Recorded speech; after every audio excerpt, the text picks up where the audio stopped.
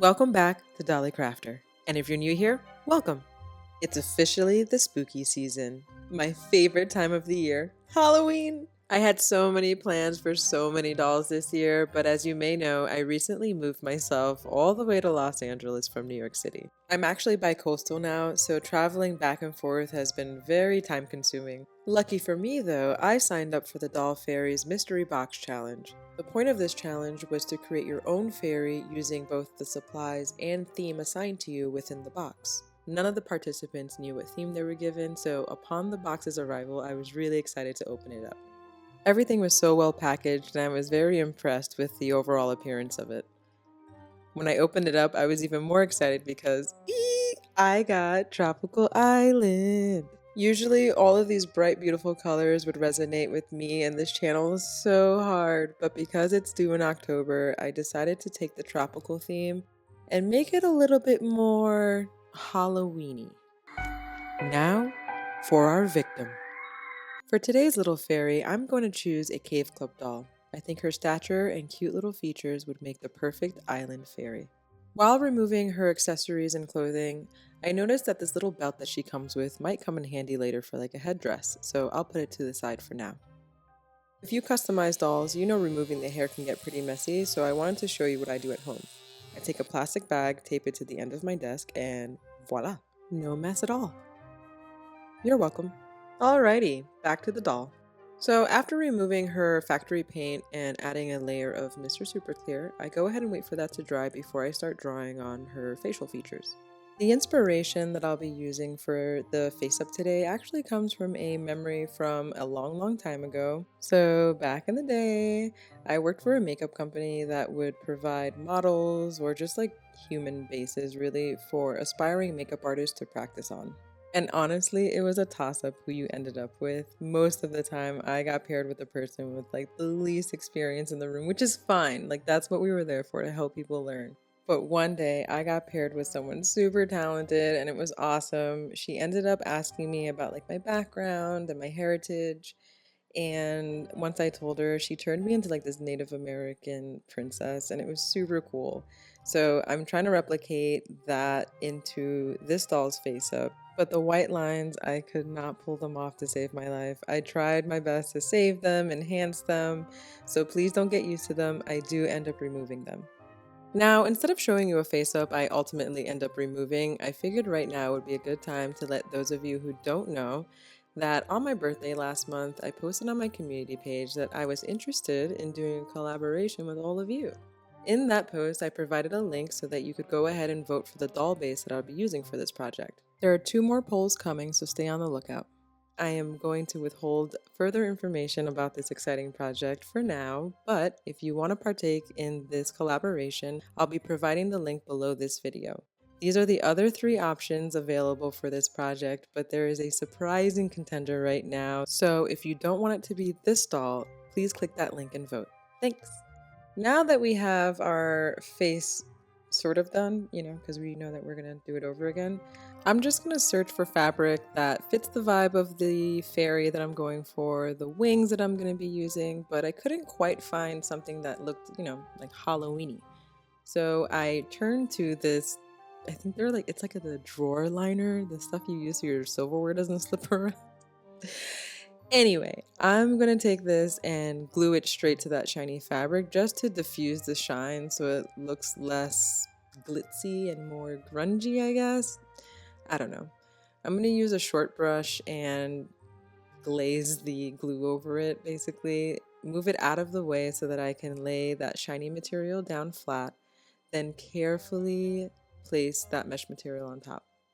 Now, because it's kind of holy, you have to like go section by section and really press it down, and I was kind of nervous that this would take the shine away completely, but it ended up fine even though it doesn't look it right now.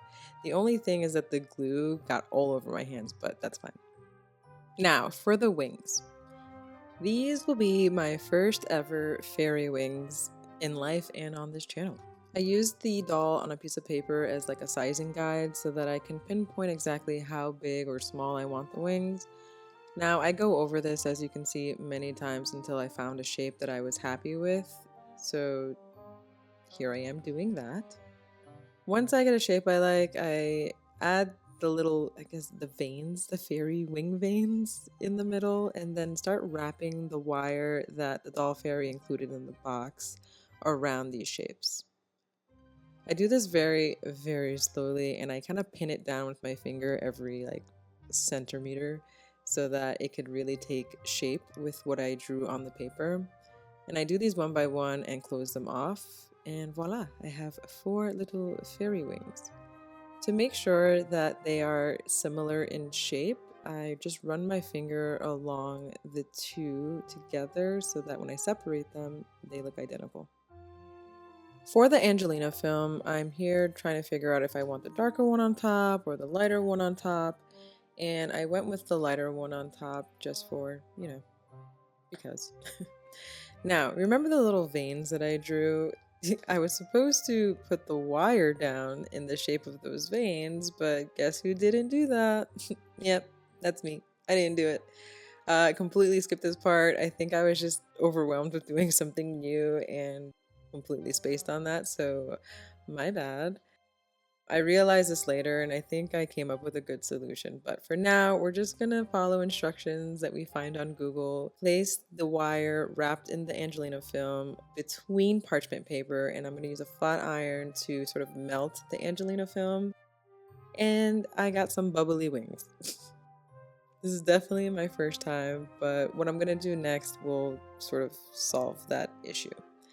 Now, once I'm done with all 4 wings, I'm going to cut the edges and use a lighter to melt the Angelina film to the wire. Now, this isn't my idea, obviously this is just like one of the steps, but to fix the bubbling that I created, I end up using the lighter again. Now, they kind of look better. The more I did, the better they got, but I'm gonna go ahead and just stylize them a little bit using the lighter again. I'm going to try to create little rips and tears. I don't know how this would work if she needed to fly, but it looks cute.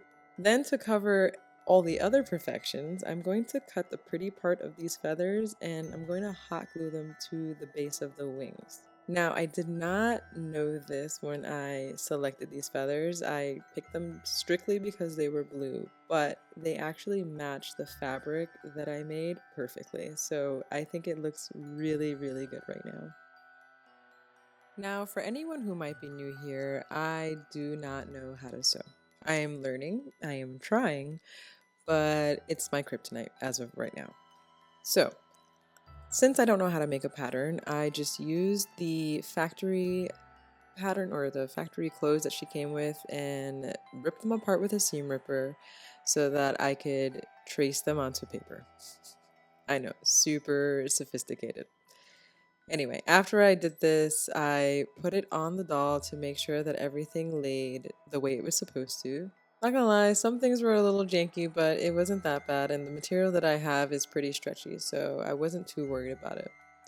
Thankfully, the fabric did not dry crappy like I thought, and it actually adhered pretty well to the mesh material.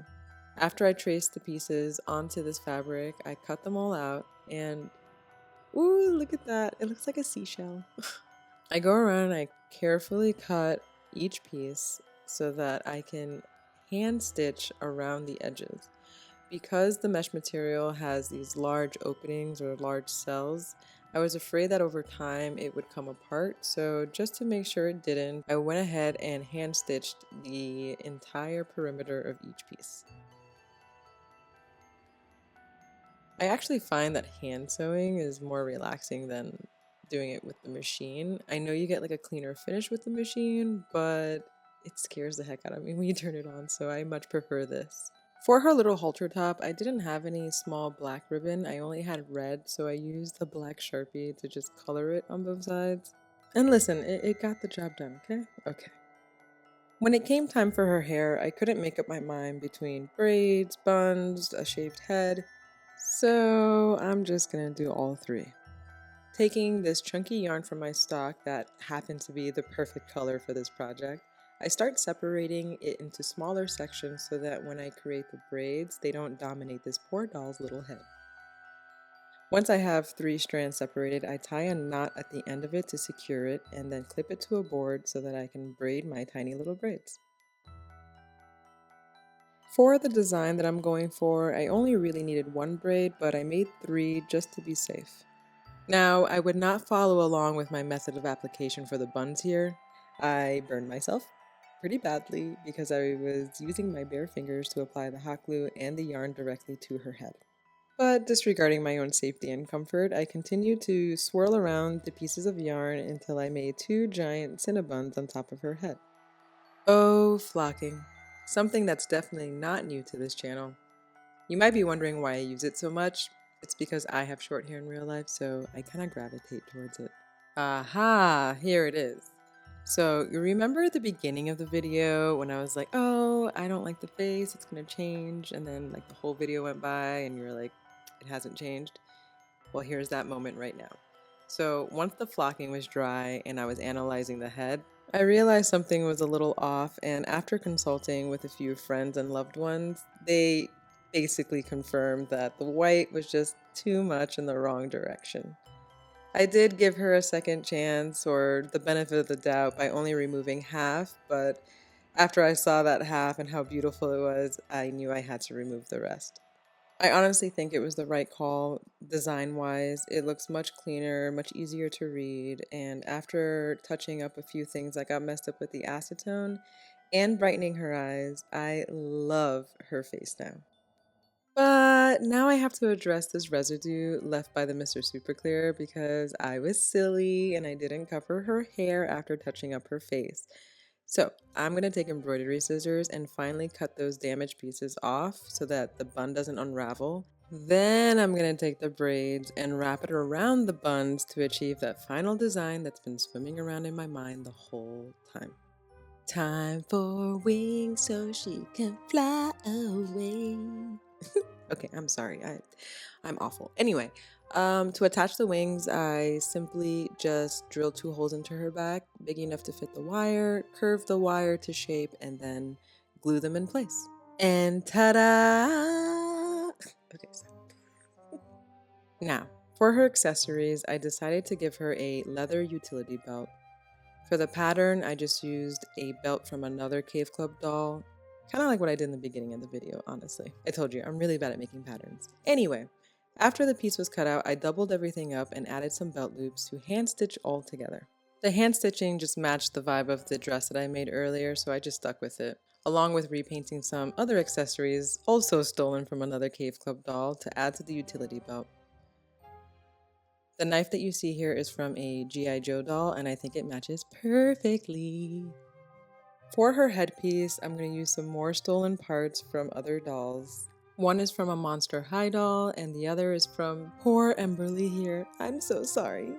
After painting the items, I'm going to simply just glue them in place. I'm going for a headdress sort of look, and these pieces were just mwah. Ooh, the gloss is out. You know what that means. It's just a matter of seconds before the doll is done.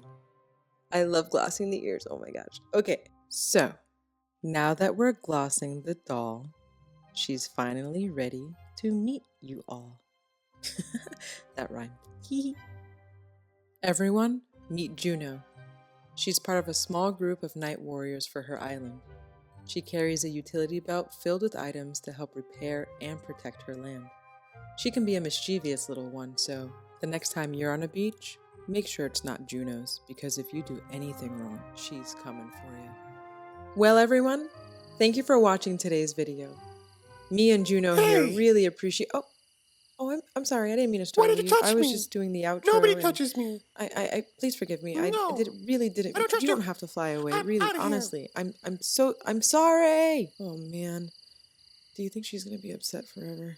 Oh, hello. Did you finally come to do the outro with me? Nope. No, you're just cutting me out in your own way. Serves you Okay. right. Oh boy, she's totally upset. I shouldn't have startled her. What's gonna happen to me? All right, I need to go, like right now. I'll see you in the next one. Yeah, I'll see you in the next one. Okay, cool. Bye.